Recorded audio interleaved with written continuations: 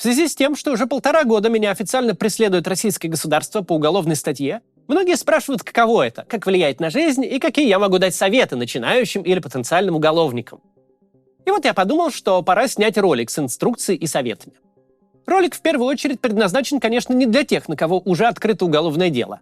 Сегодня мы поговорим о том, как увеличить свои шансы не сесть, как подготовиться к возможной атаке государства на вас, какие меры предосторожности следует предпринимать, если на вас уже завели уголовку или если она может быть заведена. Давайте начинать.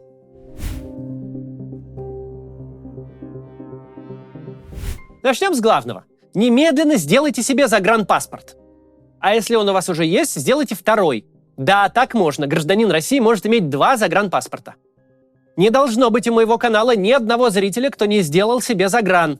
Он у вас должен быть. Это первое и самое важное правило. Почему загран так важен?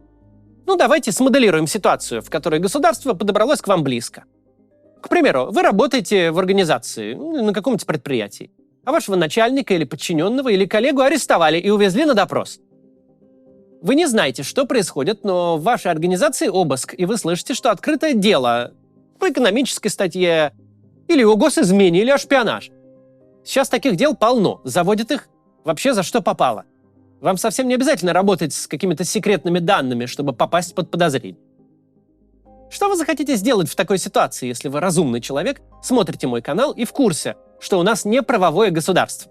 Что если угодишь в пасть крокодила, то уже не выберешься, даже если никогда ничего плохого не делал. Что ни прокурор, ни судья разбираться не будут и просто вас закроют. Вы в таком случае захотите посмотреть на дальнейшее развитие событий из места вне пределов досягаемости товарища майора и вообще в целом замечательного российского правосудия.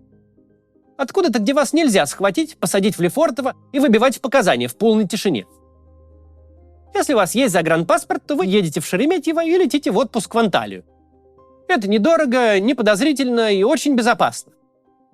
Если что-то пойдет не так, в Турции вы сможете пробыть довольно долго, а с заграном сможете оттуда полететь еще очень много куда.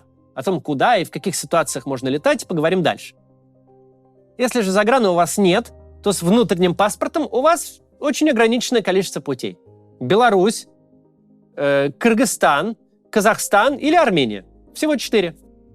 В эти места можно летать из России по внутреннему паспорту. Это намного лучше, чем ничего. Но в этих странах вы можете очень неприятно зависнуть. Ведь если на вас все-таки откроют дело, российское посольство загранпаспорт вам уже не выдаст. И ни одна страна мира не даст вам проездной документ, чтобы вы могли выехать куда-то еще. Вам придется оставаться там, куда приехали, и постоянно ходить под риском экстрадиции. Беларусь мы тут вообще не берем. Из нее желательно немедленно смыться, если возникли какие-то вопросы. И, кстати, из нее можно по внутреннему российскому паспорту полететь, например, в Армению. Но у Армении и у Казахстана есть не просто соглашение о выдаче с Россией, но и общая с Россией система моментального обмена данными. Вас могут задерживать, таскать в полицию, вам не выдадут местные документы, могут в теории выдать вас и в Россию. Из Казахстана вас, например, не выпустят никуда уже.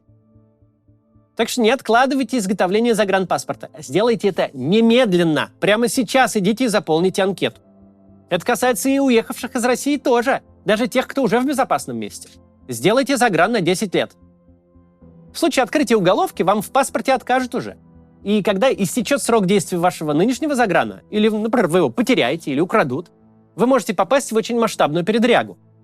У вас могут появиться проблемы с чем угодно, от местного ВНЖ до счетов в банках, устройства на работу и, конечно, поездок куда бы то ни было. Еще раз напоминаю, вы можете иметь 2 загранпаспорта. Если у вас уже есть один, который заканчивается в 25 или 26 году, идите и закажите второй со сроком действия до 34 года и положите их в разные места. Если вы живете в России, один загран всегда держите при себе, чтобы в любой момент можно было поехать в аэропорт, а второй у надежного друга. Это на случай обыска. При обыске загран изымают. И даже если вас привлекают в качестве свидетеля или если вам не успели назначить меру пресечения, вы можете остаться без документа на те самые несколько дней, которые у вас есть, чтобы уехать.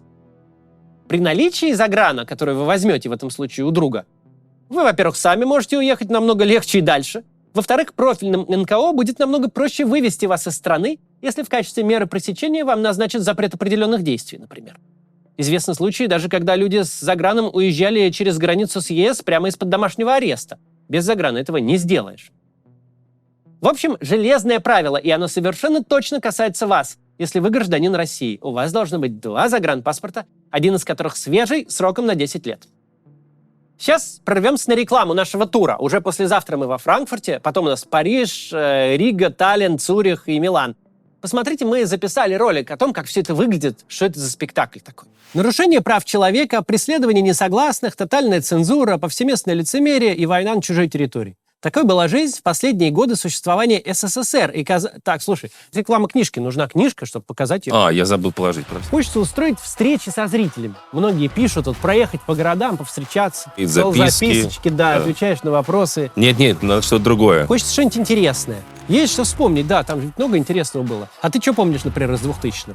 Я концерт Маккартни. Концерт Маккартни, о нем обязательно поговорим. Вообще тема. Привет, ребята. Типа диалог с оператором, но Да. это надо, чтобы кто-то сыграл. Но оператора, понятно, ты сыграешь. Я? Ну? Мы под Тверью застряли.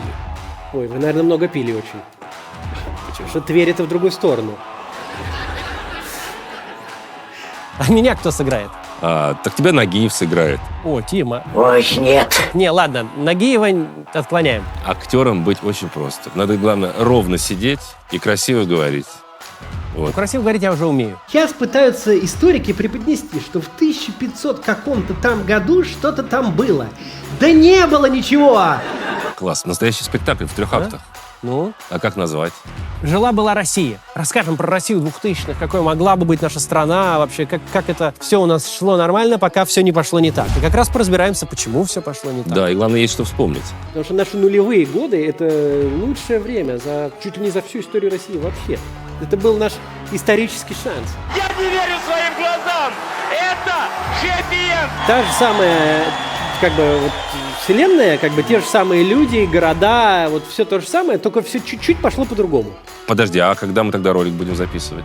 А может, знаешь как, можно ролик прямо на сцене писать. Это будет часть спектакля. Для обычного политика...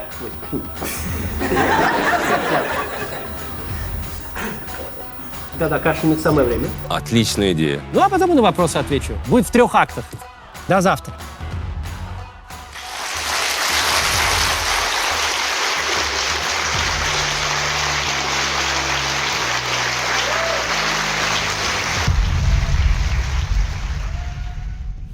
Продолжаем. Перейдем к более узким категориям граждан. Загранпаспорт у вас должен быть, даже если вы ничего не пишете, ничего не делаете и вообще с политикой связаны только тем, что смотрите мой канал. Или даже если не смотрите. Но что делать, если вы активно пишете в соцсети, понятно обозначаете свою позицию, и позиция ваша противоречит взгляду Минобороны России на происходящие события? При этом нет информации об открытии на вас уголовного дела. Или если вы, например, работаете с какой-нибудь нежелательной организацией, которых сейчас развелось просто очень много. Если вы при этом находитесь в России, тут сложно дать вам много ценных советов. Вы каждый день играете в русскую рулетку. Мент, которому надо заработать палку, может открыть дело именно на вас, и тогда будет очень сложно что-то сделать. При этом надо понимать, что дела такие открываются все еще не массово. Уголовных дел есть около 1000, а граждан, пишущих крамолу, как вы понимаете, намного больше. Вам нужно подумать о том, как себя обезопасить. Если вы в 2022 году написали пост, например, про события в Буче, а это самый популярный повод для дел о фейках, возможно, сейчас стоит его скрыть, потому что, как известно, старые посты читают только эшники. Если вы не в России, то примите для себя важное решение. Собираетесь ли вы туда ездить или нет? Обстоятельства бывают разные. У кого-то в России остались пожилые родители, которые переезжать не хотят или не могут. Кому-то по работе необходимо. У кого-то с бывшим супругом живут дети, и важно с ним видеться. Если это так, то вам надо вести себя так, будто вы живете в России. Потому что на вас, в общем-то, распространяются те же самые риски. Уголовные дела за антивоенную деятельность открывают и на уехавших тоже. И вы об этом можете и не узнать. Можно, конечно, иногда заказывать справку об отсутствии судимости, но она ничего не гарантирует. О том, что на вас открыли уголовку, вы можете узнать уже в Шереметьево на погранконтроле. При этом надо помнить, в России все еще бюрократические репрессии. Мы пока еще не на уровне Беларуси, где просто кошмарят как хотят, и государство ведет себя как бандит. Приходит кому хочет и делает, что хочет. Там могут прийти и к родителям, и к братьям, и сестрам. Могут прийти, даже если ты вообще ничего не делал, лишь засветился на протестной акции. В России пока не совсем так. Большая часть дел открывается, когда есть понятный повод. То есть, если вы, например, сами о войне не пишете, но смотрите не тех, кого хотелось бы товарищу майору, скорее всего, с вами ничего не случится. То есть желательно, с одной стороны, избегать самоцензуры и не загоняться уж совсем, с другой — не впадать в фатализм, мол, захотят, все равно посадят, и не идти в разнос. Мне попадались люди, которые опасались ставить подпись за Екатерину Дунцову, когда об этом еще стоял вопрос, потому что боялись, что их потом будет преследовать ФСБ. Так вот, не стоит самоцензурироваться совсем уж сверх меры. Не нужно выдумывать гипотетические риски, а потом их пугаться. При адекватной оценке рисков надо исходить из двух вещей. Первое, были ли такие случаи в прошлом? То есть, если никого пока не привлекали за то, что он поставил лайк песне Земфиры, то не стоит ожидать, что вы будете первым. Вторая, есть ли информация о том, что такой риск может наступить? То есть, если, например, вы ЛГБТ-активист, то сейчас стоит сильно беспокоиться, потому что принято решение о признании международной сети ЛГБТ экстремистской. Носок не стоит кое-куда сейчас надевать и фотографироваться, хоть законов и это и не нарушает. В общем, если есть информация, что что-то может быть рискованным, то риск тогда реальный. Если же нет ни информации о проблеме, ни прошлых прецедентов, значит, это не риск. Например, переводить деньги на избирательный счет Бориса Надеждина спокойно можно, потому что нет ни информации, что это опасно, ни прошлых прецедентов, проблем такого рода. Если вы для себя решили, как я в начале войны, не ездить в Россию и никак не ориентироваться на ее законы, то тут важно действительно туда не ездить. Не пару месяцев, не полгода, а прям вот приготовиться, что вы туда вообще больше не съездите уже никогда. Понятно, что путинизм не вечен, но всякое может быть. Я, конечно, думаю, что мы вернемся, но сразу подготовил себя к тому, что, возможно, и нет. Почему это важно? Потому что проходит полгода, год, вы высказываетесь и высказываетесь, а ничего не происходит. И возникает ощущение, что никто на вас не наедет. Что вы слишком мелкие, слишком безвредные, или что это вообще не про вас по тем или иным причинам. Или, например, у вас есть связи, или вы просто считаете, что пронесет, ведь ничего такого вы и не сказали. И тогда может показаться, что поехать в Россию — это хорошая идея. Такие истории появляются время от времени в паблике. Активист такой-то приехал и был задержан. Работник нежелательной организации полетел обновлять водительские права, и больше его никто не видел, кроме адвоката. Сейчас на слуху кейс с певцом Шарлотом, который сначала сжег паспорт, а теперь пишет из СИЗО покаянные письма патриарху. Короче, если вы решили выбрать криминальную дорожку и говорить то, что российскому государству не нравится, или если вы работаете там, где оно работать не разрешает, в Россию ездить даже и не думайте.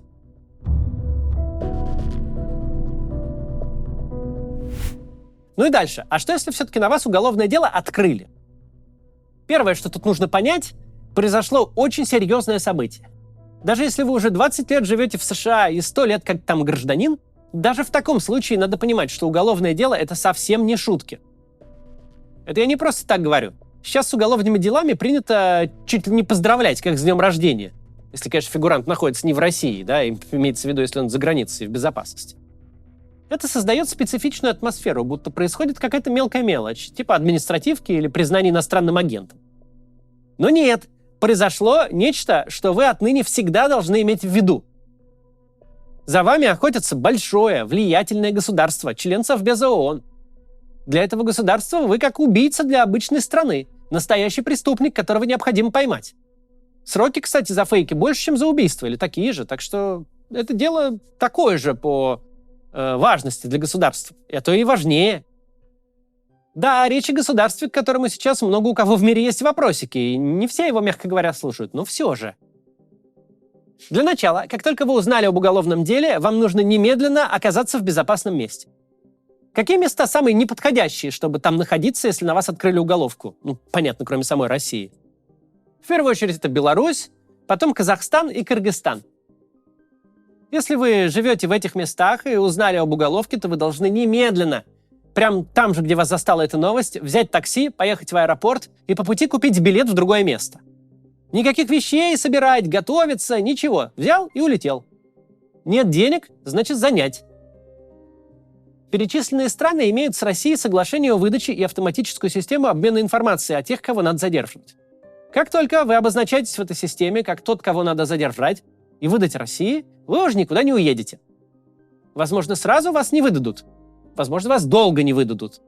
Но вас задержат в аэропорту и отвезут в отделение. Там поразбираются, Точно не дадут улететь, может, несколько суток подержат и, наверное, отпустят. Данные попадают к этим государствам далеко не сразу. После объявления даже в федеральный розыск или даже в международный вы можете успеть уехать даже из Беларуси. Тут главное не медлить. Куда ехать? Ну, конечно, лучше всего в Европу или в Америку. Но это если у вас есть виза или Шенген.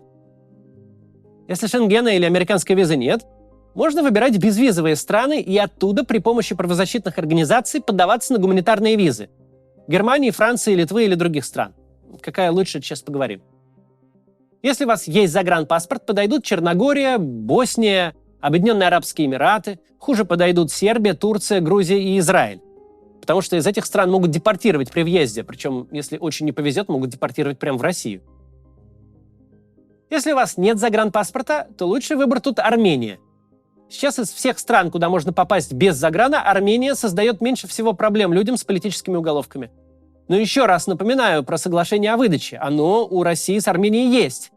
Там вы тоже автоматически отобразитесь в их системе, как тот, кого надо задержать. Поэтому если есть загран, оттуда надо уматывать так же точно, как из Казахстана или Кыргызстана. Но если выбора нет, то выбирайте Армению. Дальше, если вы оказались в безопасности, вам нужно построить среднесрочный план жизни. Потому что вам теперь нужно новое гражданство. Потому что если ваш загран, который, как я надеюсь, у вас есть, закончится, или вы его потеряете, вы застрянете там, где оказались, без юридического статуса. И вам ничего уже не поможет. Весь прошлый год я ездил к политикам разных, очень продвинутых стран и просил их рассмотреть возможность сделать проездной документ людям, застрявшим без загранов с уголовками в Казахстане. И ничего не вышло. Никто таких документов выписывать не готов. После долгой и длинной процедуры, может быть, такое может выписать Германия, но это очень сложно. Без заграна вам не дадут ни гуманитарную визу, ни ВНЖ. Вы не сможете устроиться на работу, ваша жизнь будет очень тяжела. Новый паспорт при открытой уголовке, напомню, вам уже не дадут. Кстати, опять же, загран можно еще потерять, его могут украсть, или по новому закону у вас могут отобрать его в посольстве, если вы туда придете и его покажете.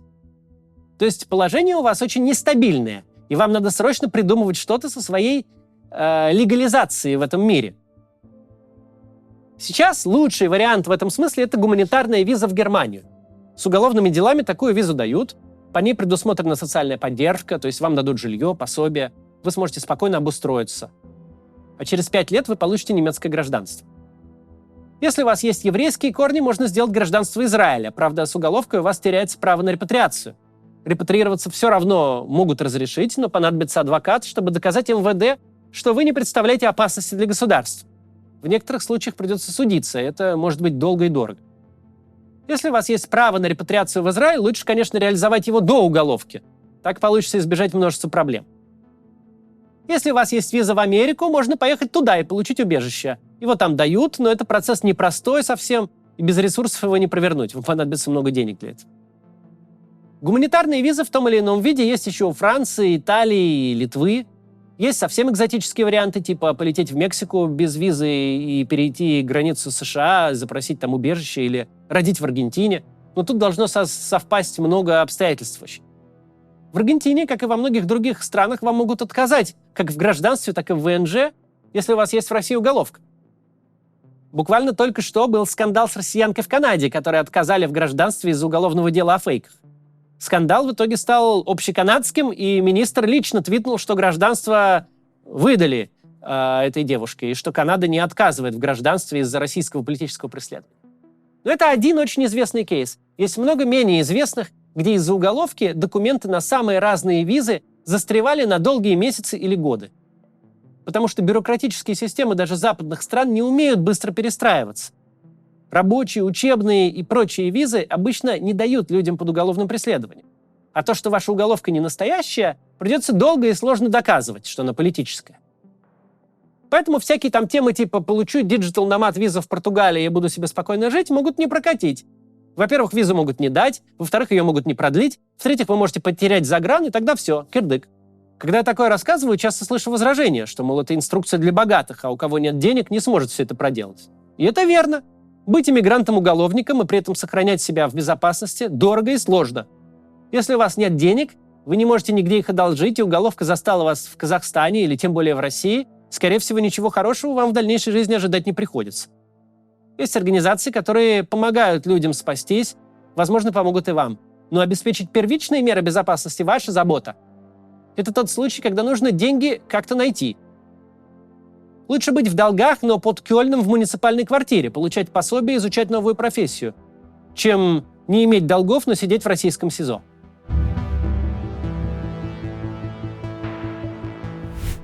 Теперь допустим, что вы справились с документами, обосновались в безопасной стране и получили возможность путешествовать. У вас есть паспорт другого государства, депортация по нему в Россию вам не грозит. Если даже вы его потеряете, то не останетесь навсегда в том месте, где потеряли, а просто пойдете в посольство и получите новый. Куда вам лучше не ездить? Понятное дело, вам нельзя ездить в страны бывшего СНГ, за исключением стран Балтии и, может быть, Грузии. Почему может быть? Потому что, когда вы летите в Тбилиси, и там плохие погодные условия, у некоторых авиакомпаний в такой ситуации запасной аэродром Сочи. Вы можете случайно приземлиться в России. Это надо перед полетом проверять и вообще следить, чтобы самолет не летел, понятное дело, над Россией, но также не надо летать и над Казахстаном, а то плохо с сердцем станет у бабушки во время рейса, а вы приземлитесь, и на погранконтроле может случиться неожиданное и нехорошее. Кроме того, у Грузии есть общая граница с Россией, а еще там есть непризнанные республики, около которых, если окажетесь, то можете вдруг потом в Владикавказе проснуться, как недавно произошло с одним активистом. Пока спокойно можно ездить в Евросоюз, США, Канаду, ну и в такие вот продвинутые западные демократии. Почему пока? Потому что в данный момент Интерпол не принимает от России заявки по политическим делам и не ставит красный флажок. Соответственно, вы проходите через границу как обычный человек. Интерпол сообщил России, что красных флажков по политическим статьям ставить не будет, но за этой ситуацией нужно следить. Россия вполне может преследовать политических активистов и по каким-то другим статьям. В такой ситуации вас, конечно, не выдадут, но придется поездить по изоляторам и тюрьмам какое-то время, пока там будут разбираться, что это у вас за статья такая, не надо ли вас выдать. Что касается поездок в другие страны, надо изучать каждый раз информацию об этой стране. Например, у Иордании нет соглашения о выдаче, и оттуда никого не выдавали.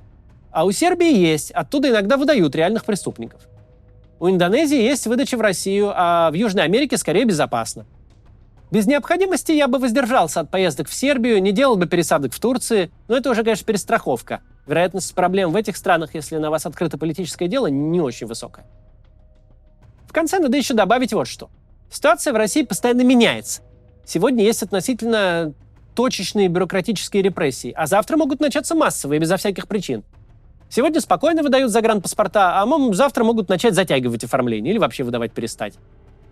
Если вы живете сейчас в России, у вас есть повышенные риски попасть под уголовку, и не только политическую. Поэтому, опять же, ваш лучший друг – это загранпаспорт, в нем визы, если есть возможность. Или вообще иностранное гражданство, если вам оно как-то полагается. И запас денег на черный день тоже совсем не повредит. Берегите себя. Новой России вы все нужны здоровые, счастливые, на свободе и в хорошем настроении. Нам там много чего предстоит менять. До завтра. Приглашаем вас на спектакль Максима Каца. Поговорим об истории России, о том, как она развивалась и в какую точку пришла сейчас. Кроме того, вместе с вами запишем ролик для канала на завтра, а в третьей части Максим ответит на вопросы из зала. Билеты на сайте maximkatz.com. До встречи в вашем городе!